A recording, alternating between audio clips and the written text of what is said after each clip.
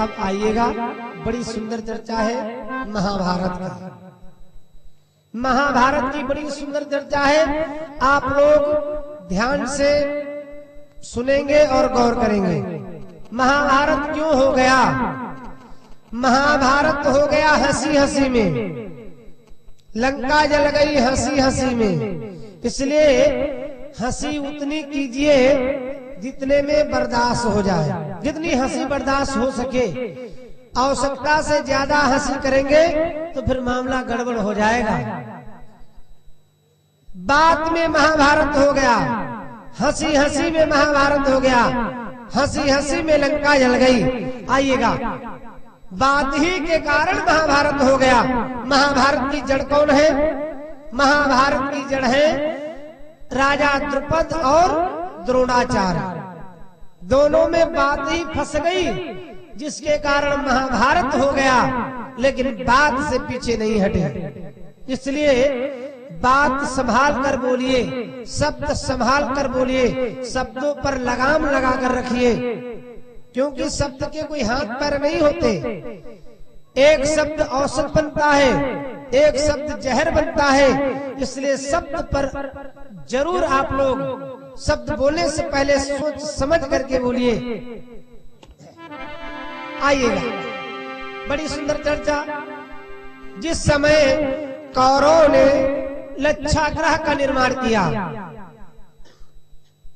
कौरवों ने पांडवों के रहने के लिए लच्छाग्रह लाख का महल बनवा दिया और पांडवों से बोले, भैया आप जा रहे हैं वाणाव्रत में, वहां आपके रहने के लिए बड़ा सुंदर मैंने लाख का मकान बना करके तैयार किया है। जंगल में आप इधर उधर कहां भटकेंगे, इसलिए उसी लाख के महल में रहिएगा। कौरव पांडवों को ये बात नहीं मालूम थी। देखिए, पांडव थे तो 5 ही, लेकिन 100 भाइयों पर भारी पड़ गए। वो जानते हो क्यों? एकता में वो बल होता है, एकता में वो शक्ति होती है, संगठन में वो शक्ति होती है कि छोटे से छोटा और बड़े से बड़ा कोई काम आपके लिए दुर्लभ नहीं है। राम जी की सेना में रावण के 1 लाख राक्षस रहते थे बानर वेश में, लेकिन कल राम की योजना क्या है, सुग्रीव की रणनीति कल के युद्ध को लेकर के क्या है, कोई नहीं जान पाए। इसीलिए रावण मारा गया, राम विजयी हुए। पांडवों में 5 भाई जो कुछ करते थे, छठा कोई जानता नहीं था भगवान कृष्ण के सिवा। कौरवों में सब मालिक थे, जिससे पूछो वही मालिक। जिस घर में, जिस परिवार में, जिस कुटुंब में तमाम मालिक होंगे, उस घर का संचालन नहीं हो पाएगा। इसलिए विद्वानों का कहना है, घर में एक होता है, रण में एक होता है और वन में एक होता है। घर का मालिक एक होता है और युद्ध का विजेता एक होता है। जंगल का शेर अकेला होता है। इसलिए घर का एक, वन का एक, रण का एक, इनमें जहां विभाजन हुआ तो ही मामला गड़बड़ा जाएगा। आइएगा, कौरवों ने लच्छाग्रह का निर्माण किया है। लच्छाग्रह में पांडव रहने लगे। रहते रहते भैया उसमें आगे लगा दी गई और एक गुप्त निकलने की रास्ता विदुर जी ने बनवा दी थी। देखो, दुख में भगवान साथ में रहते भक्त के, और जो ही दुख जाता सुख आता भगवान साथ छोड़ देते। जहां दया का धर्म है और जहां लोभ तहां पाप, और जहां क्षमा तहां आप है और जहां मोह तहां काल। इसलिए जहां पर दया है वहां पर धर्म है। भगवान पांडवों के पीछे पीछे दौड़ते रहे। कैसे? बेचारे लाक्षागृह से बनकर के पांडव निकले, माता कुंती समेत जाकर के जंगल में पहुंचे घनघोर। व्यास जी का आगमन हुआ। व्यास जी को महाभारत में एक नाम है व्यास जी का कृष्णद्वैपायन। व्यास जी का आगमन हुआ, पांडवों ने व्यास जी को देखा, चरणों पर गिर पड़े, बाबा दर दर ठोकरे खा रहे हम लोग, क्या कभी वो समय आएगा जो एक जगह बैठ करके शांत हम लोग भजन कर सकेंगे, सुख से रोटी खा सकेंगे? व्यास जी ने कहा बिल्कुल वो समय आने वाला है। तो कब आएगा? अगर कसौटी कितनी होगी? और एक बात ध्यान दीजिए, कसौटी हमेशा सोने की होती, लोहे की नहीं होती। जो परीक्षा में पास हो जाता है मास्टर वही बनता, डॉक्टर वही बनता, इंजीनियर वही बनता। जो फेल हो गया वो कुछ नहीं बन पाएगा। व्यास जी क्या बोले धर्मराज से, राजन एक मेरी बात मानो। बोले गुरुदेव हम एक नहीं दो चार मानेंगे। क्या है? सुनो। श्री द्रौपदी नरेश द्रौपदी का रच रहे विशाल स्वयंवर है।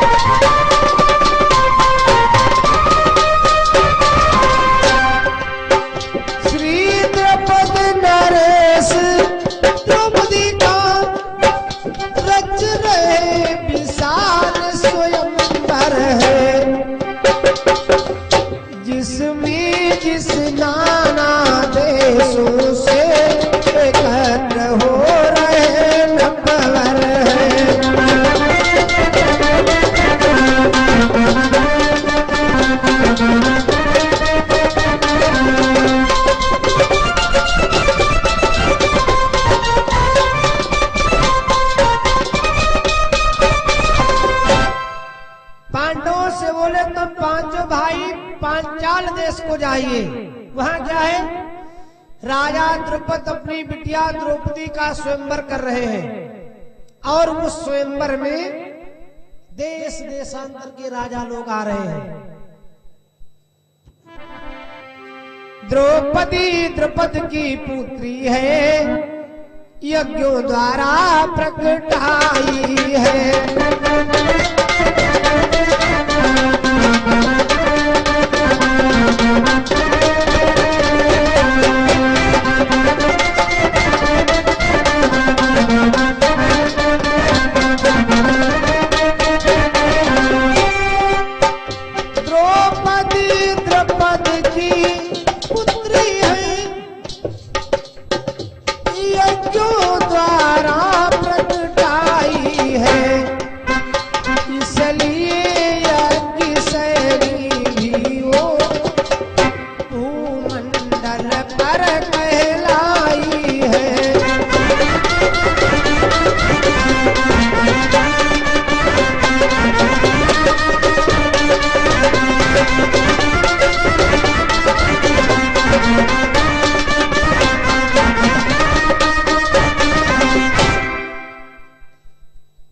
राजा द्रुपद ने यज्ञ करके द्रौपदी और धुम्न को प्राप्त किया है।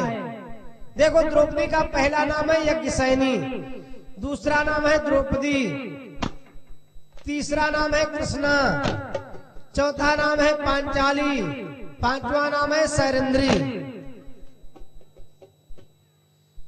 इसलिए राजा द्रुपद ने यज्ञ करके और उसी हवन कुंड से एक बेटी और एक बेटा, बेटी का नाम है द्रौपदी और यज्ञसैनी भी द्रौपदी का पहला नाम यज्ञसैनी है, क्योंकि उसका यज्ञ से प्रकट हुआ है। इसलिए पांचों भाई जाकर के पांचाल देश में पहुंचो और यदि कुछ आगे बनना है, कुछ पाना है, कौरवों को हराना है, तो तुमको पांचाली को प्राप्त करना होगा।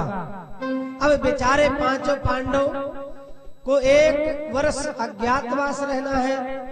कौरव के गुप्तचर चारों तरफ ढूंढ रहे हैं। यदि अज्ञातवास में पता चल गया कि पांडव किसी नगर में है, किसी शहर में है, किसी सिटी में है, तो फिर से 12 वर्ष का वनवास। बोले गुरुदेव यदि हमको कोई पहचान गया तब क्या होगा? बोले नहीं, गुप्त वेश में जाओ। ब्राह्मण वेश में पांचों पांडव रह रहे। क्या बोले धर्मराज? जो एक कहता था वही पांचों कहते थे। तारीफ की तो बात ये थी, पांडवों में धर्मराज, भीम, अर्जुन, नकुल और सहदेव, जो एक कहता था पांचों वही कहते थे। ये होता है एकता का बल। तुम जाओ वहां निवास करो, कुछ दिवस वहां पर वास करो।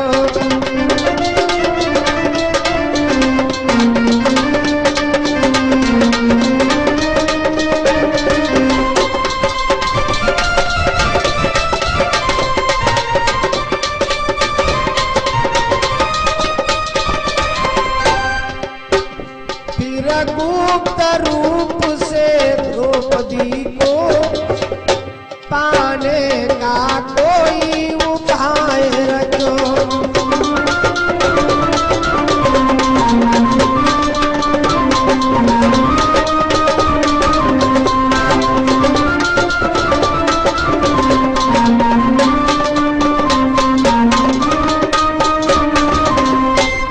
व्यास जी ने कहा, जैसे हो सके वैसे, जैसी स्थिति में हो सके वैसी स्थिति में पांचाली द्रौपदी को तुमको पाना होगा।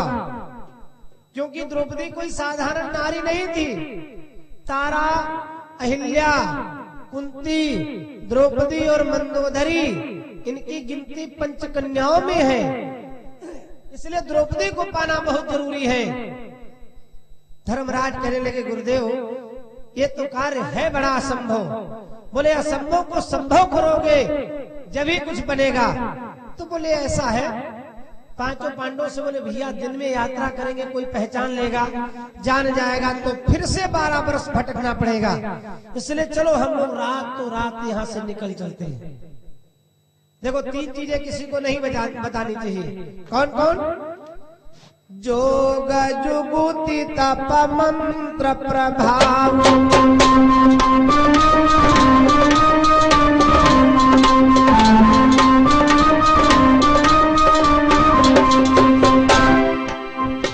अरे जोग जुगुति तप मंत्र प्रभाव,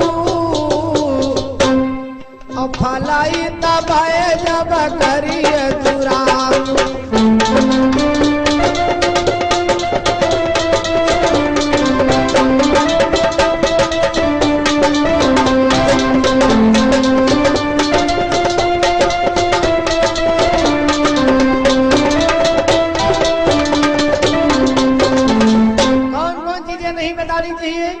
जोग माने साधना, जुगुति अपनी जुक्ति किसी से नहीं बताना चाहिए। जो जुक्ति दूसरे को बता दिया वही इलेक्शन में हार गया।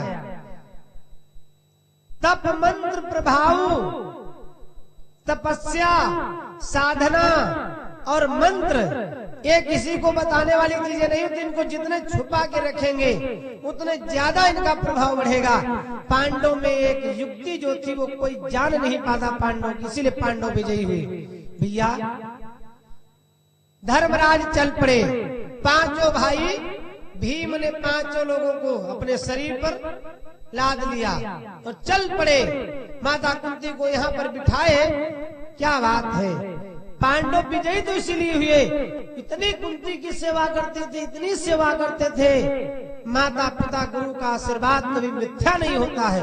चल पड़े।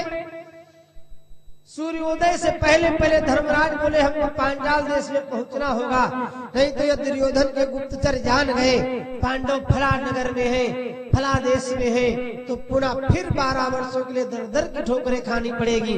चल पड़े पांचों भाई। माता कुंती को लेकर के धर्मराज जंगल में एक जगह बैठ गए। अर्जुन से बोले भैया ऐसा है, अब देखो गंगा नदी में पार उतरने के लिए कहीं मार्ग है? क्योंकि घाट पर चलना उचित नहीं है। पता नहीं केवट के साथ में कौन वहां पर पहचान वाले कौरवों के गुप्तचर हो जो हम लोगों का रहस्य खुल जाए। धर्मराज की बात सुना मेरे भाई,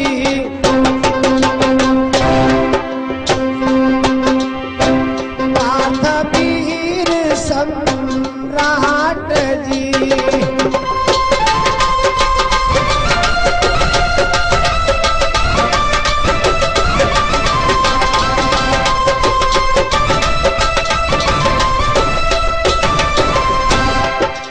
बात क्या बनी? चले खोजने के लिए मेरे भाई गंगा जी में घाट जी।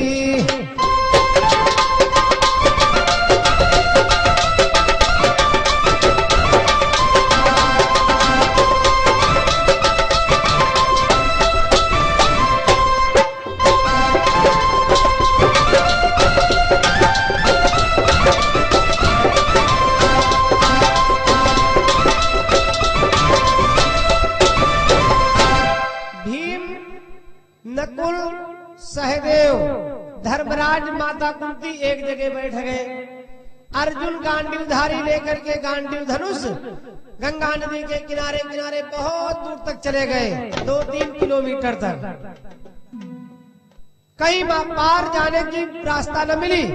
थोड़ी दूर जब और आगे बढ़े तो वहां पर कल कल की आवाज पानी से आ रही, गंगा जल से। सोचने लगे पार जाने की इसी जगह रास्ता हो सकती, क्योंकि जहां पर जल कम होता है वहां आपस में जल खलबलाता रहता है। पार उतरने की यही हो सकती है राह, खड़े हो गए घाट पे और लखने लगे प्रवाह। घाट पर खड़े हो गए कुंती नंदन अर्जुन तो सोचने लगे अब हम चारों भाइयों को माता कुंती को इसी जगह बुलाएंगे और पार हो जाएंगे। लेकिन वहां तो खेल कुछ और था। क्या? अप्सरा सहित गंधर्वराज करता था बारी बिहार वहां।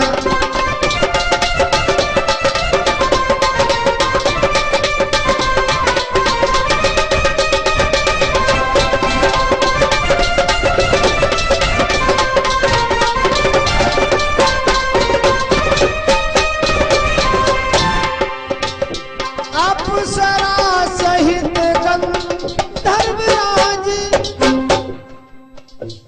करता था बार बिहार वहां। अर्जुन रह गए चकित मन में, अद्भुत सादृश्य निहार वहां।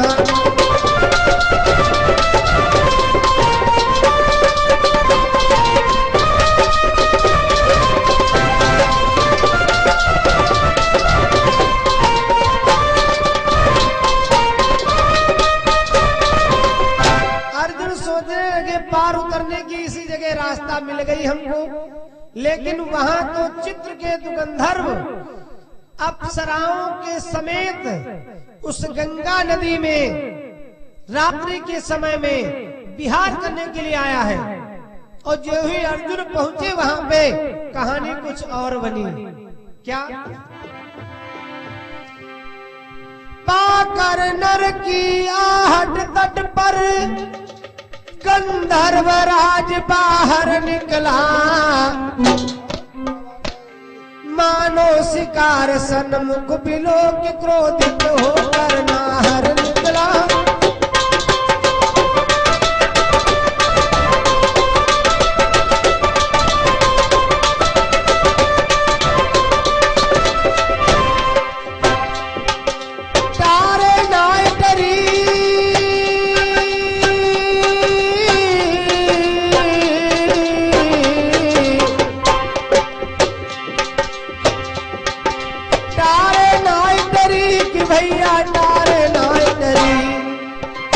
होती हो नहार बलवान किसी के डारे नाय तरी, होती हो नहार बलवान।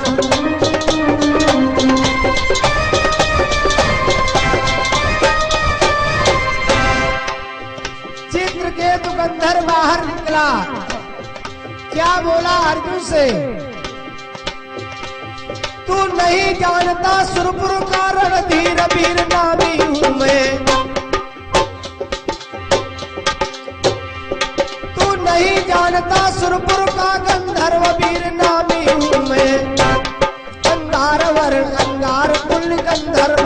स्वामी हूँ।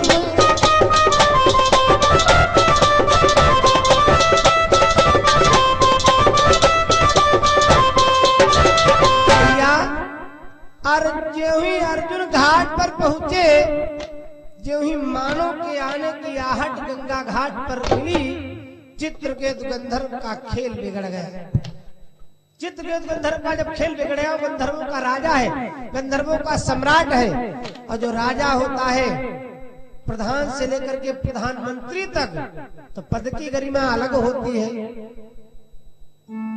चित्रकेतु गंधर्व, गंधर्वों का राजा, जब उसका खेल बिगड़ गया तो क्रोध में आग बबूला हो गया और क्रोधित होकर के बाहर निकला। अर्जुन को देखा सामने खड़े, क्या बोला अर्जुन से, ठीक रात्रि के 12 बजे तू यहाँ क्या कर रहा है, कहाँ का रहने वाला, कौन है?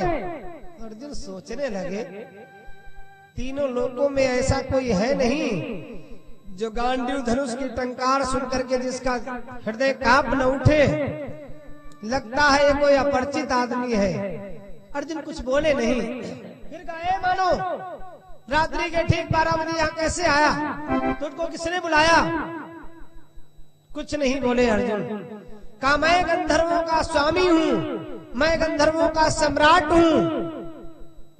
अर्जुन कुछ बोले नहीं। क्या कहने लगा,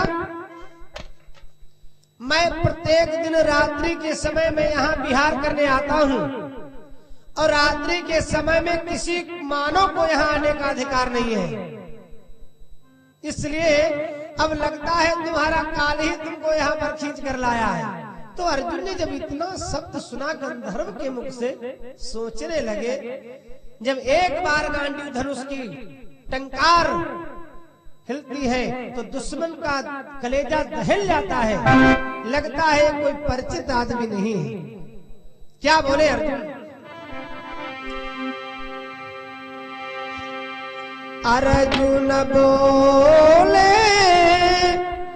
व्यर्थ में मेरे भाई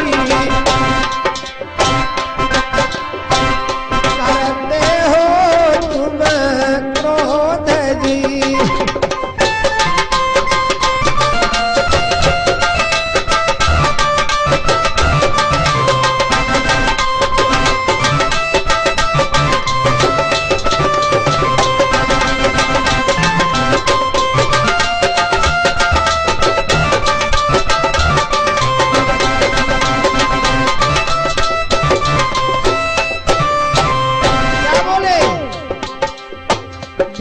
प्रयोजन किसी से मेरे भाई, अच्छा नहीं विरोध जी।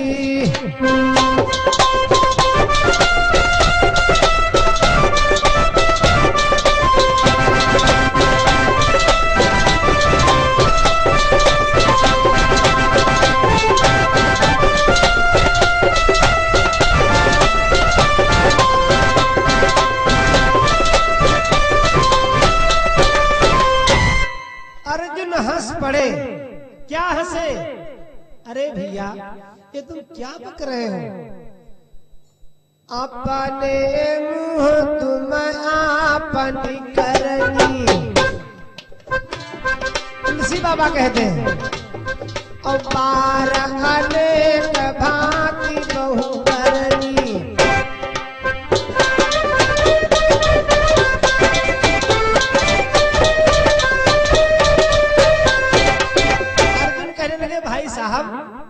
मैंने आपका कोई अपराध तो किया नहीं, मैंने आपका कुछ बिगाड़ा तो नहीं। आप कहते हैं मैं गंधर्वों का राजा हूँ, मैं गंधर्वों का सम्राट हूँ, बलशाली हूँ, वीर हूँ। मैंने आपसे नहीं पूछा। इसलिए जो हल्का आदमी होता है, ओछा व्यक्ति होता है, रहिए अटपट काट दिन और बरुघा में सोए, और छाहन बाकी बैठिए, जो तरुपतरो होए, जो तरुपतरो होए, एक दिन धोखा दे है। जा दिन चले बयारे उखर तब जरते जे कहा गिरधर कबीराए, कहा गिरधर कबीराए छाह मोटे की गहिए, पत्ता जो झड़ जाए तहु डालन तर रहिए। हमेशा गंभीर व्यक्ति के पास में बैठना चाहिए, हमेशा चरित्रवान व्यक्ति के पास में बैठना चाहिए, हमेशा सज्जन व्यक्ति से मित्रता करनी चाहिए। अर्जुन ने कहा सुनो, मैंने आपका कोई अपराध तो किया नहीं, भाई आप हमको खरी खोटी सुना रहे। तो जानते हो गंधर्व क्या बोला? अर्जुन के यह बैन सुनी हुआ क्रोध में लाल। सोचने लगा अरे मृत्युलोक के मानव में इतना बड़ा गर्व, इतना बड़ा अभिमान, इतना बड़ा अहंकार। अर्जुन से बोला है मानो सुन मेरी बात को। कहो भाई क्या बोला? मानवों और गंधर्वों में गंधर्वों का पद ऊंचा है,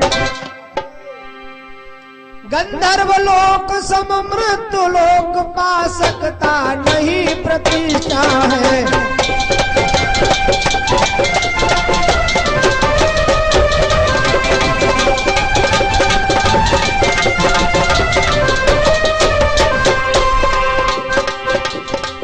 पा सकता नहीं प्रतिष्ठा है, पा सकता नहीं प्रतिष्ठा है।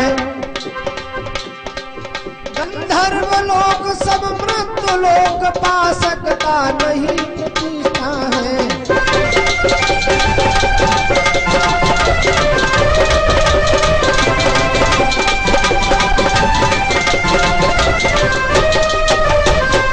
अर्जुन फिर हंसे। गंधर्व जानते हो क्या बोला? कहा गंधर्व लोक से ए मृत्यु लोक से गंधर्व लोक श्रेष्ठ है। तो अर्जुन सोचने लगे भैया हो सकता है, और कहा मानव योनि से गंधर्व योनि श्रेष्ठ है, मानव जाति से मेरी जाति श्रेष्ठ है। अर्जुन ने कहा गलत, एकदम झूठ है। अब तो क्रोध आएगा ही। जो गंभीर व्यक्ति होता है, पढ़ा लिखा होता है, वो कम बोलता है। जो हल्का बर्तन होता है थोड़ी आंच में तुरंत जलने लगता, जो थोड़ा मोटा होता है, जो थोड़ा वजन होता है, वो देर में। तो अर्जुन चुप कैसे खड़े रहे, गंधर्व अपनी हाँकता रहा। अर्जुन ने कहा सुन तेरी बात झूठ है। क्या? तुलसी बाबा रामायण में लिखते हैं बड़े भाग मानुष तन पावा,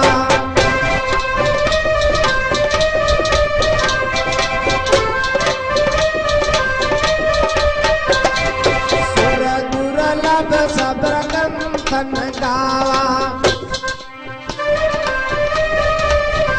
और नर समको नहीं कवन्यु देही,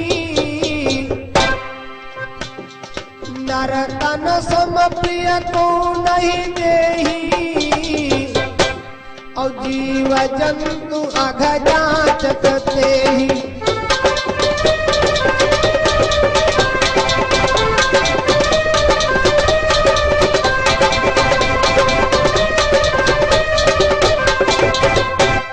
नर तन सम नहीं कवन्यु देही, और जीव जंतु अघ जाचत तेहि। 84 लाख योनियों में मैं तो अभी तक जानता था कि मानव शरीर सबसे श्रेष्ठ है, समस्त लोकों से मृत्यु लोक श्रेष्ठ है, लेकिन यहाँ आने वाले व्यक्ति को बस मरना पड़ता है, इतने में कमजोर है। और मनुष्य शरीर उसी को मिलता है जिसके बहुत बड़े भाग्य होते हैं। अरे गंधर्व तो कोई बन सकता है, क्या बात है। अर्जुन बोले तुम्हें जब और इतना है अभिमान, तो फिर क्यों मृत्युलोक में और किया बिहार स्थान। अरे भाई, जब तुमको मृत्यलोक पर इतना गर्व है, इतना अभिमान है, मृत्यलोक श्रेष्ठ है, गंधर्व लोक श्रेष्ठ है, गंधर्व श्रेष्ठ है, तो ये विहार करने के लिए मृत्यलोक में क्यों आते हो? गंधर्व लोक में तुमने विहार क्यों नहीं किया? तब तो आ गया क्रोध अर्जुन को और क्या बोले, हे गंधर्व, ये हिंदुस्तान है, हिंदुस्तान सती सूर और संतों का देश है। एक कविता आप लोगों ने सुनी होगी, बच्चे गाया करते हैं, वो भारत देश है मेरा, ओ हिंदुस्तान है मेरा, जहाँ डाल डाल पर सोने की चिड़िया करती है बसेरा,